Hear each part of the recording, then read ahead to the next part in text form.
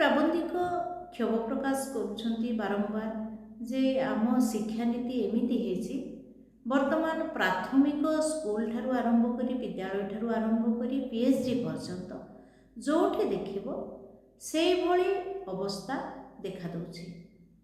ଏଇ କଥା ଥରେ ହିନ୍ଦୁସ୍ତାନ ଷ୍ଟାଣ୍ଡାର୍ଡ଼ର ଆଉଟସାଇଡ଼ର ଜଣେ ନାଁ ଦେଇକି ଲେଖିଥିଲେ ଦ MA ଇନ୍ ବେଙ୍ଗୋଲି।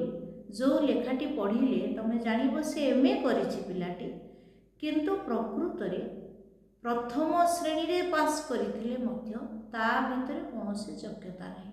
ଯେତେବେଳେ ସେ ଭାବୁଛି ଯେ ମୁଁ MAରେ ପ୍ରଥମ ଶ୍ରେଣୀ ପ୍ରାପ୍ତ ହେଉଛି, ତାର କିଛି ମୂଲ୍ୟ ରହୁନାହିଁ, ସେତେବେଳେ ସେ MPhil କରୁଛି, ସେତେବେଳେ ସେ PhD କରୁଛି, ଏମିତିକି DPhil ମଧ୍ୟ କରୁଛି, DLit ମଧ୍ୟ କରୁଛି, କାରଣ ତାର ଆଉ ଆଗକୁ ଯିବା ପାଇଁ କୌଣସି ବାଟ ନାହିଁ।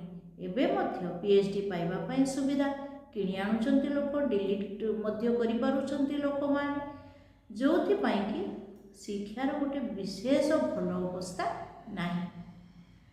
ବର୍ତ୍ତମାନ ଛାତ୍ରଟିଏ ପ୍ରବୀଣତାରେ ପରୀକ୍ଷା ଦିଏ ନାହିଁ, ତାର ଯୋଗ୍ୟତା ଦେଖିକି ଦିଏ ନାହିଁ, କେବଳ ଖାଲି ସେ ତାର ଡିଗ୍ରୀ ପାଇବା ପାଇଁ କେବଳ ପରୀକ୍ଷା ଗୁଡ଼ିକ ଦିଏ ଏବଂ ଦରକାର ପଡ଼ିଲେ ଆବଶ୍ୟକ ସ୍ଥଳରେ ମଧ୍ୟ ତାର ଡିଗ୍ରୀ ଗୁଡ଼ିକ ପଇସା ଖର୍ଚ୍ଚ କରିକି ସେ କିଣି ଆଣେ।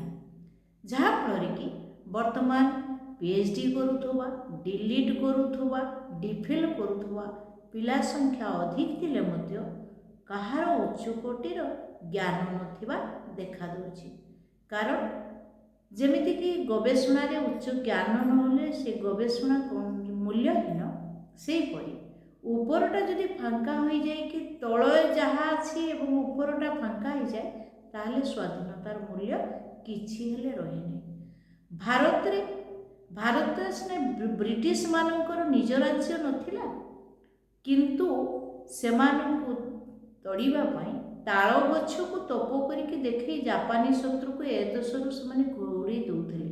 କିନ୍ତୁ ଆମେ ବର୍ତ୍ତମାନ ଏମିତି ପରିସ୍ଥିତି ହେଇଛି ଯେ ଆମେ ନିଜେ ନିଜକୁ କେତେବେଳେ ଠକିବା। ଖାଲି ଫୌଜ ପୋଷାକ ପିନ୍ଧେଇ ଦେଲେ ସ୍ୱାଧୀନତା ହୁଏ ନାହିଁ, କେବଳ ସ୍ଲୋଗାନ ଦେଲେ ସ୍ୱାଧୀନତା ମିଳେ ନାହିଁ। ସ୍ୱାଧୀନତାକୁ ଯଦି ଆମେ ପ୍ରକୃତରେ ତାର ମୂଲ୍ୟକୁ ଦେବା ପାଇଁ ଚାହିଁବା, ତାହେଲେ ମୌଳିକ ପୁସ୍ତକ, ତାର ଭାରତର ସଂସ୍କୃତି, ଭାରତର ଶିକ୍ଷା ଦୀକ୍ଷା, ତାର ଆଚରଣ ବିଧି ଏବଂ ବିଚାରଧାରାକୁ ଆମେ ଯଦି ଠିକ୍ ଭାବରେ ଗ୍ରହଣ କରିପାରିବା ଏବଂ ପ୍ରତ୍ୟେକଟି କ୍ଷେତ୍ରରେ ଗୋଟିଏ ଶିକ୍ଷିତ ବ୍ୟକ୍ତି ଯେଉଁ କାମ କରିପାରିବ ତାହା ସାଧାରଣ ବର୍ଗର ମଣିଷଟିଏ କରିପାରିବ ନାହିଁ। ଏହି କଥାକୁ ଯଦି ଆମେ ସଠିକ୍ ଭାବରେ ବୁଝିପାରିବା, ତାହେଲେ ଆମ ସ୍ୱାଧୀନତାର ସ୍ୱାଦ ଆମେ ଠିକ୍ ଭାବରେ ଜାଣିପାରିବା।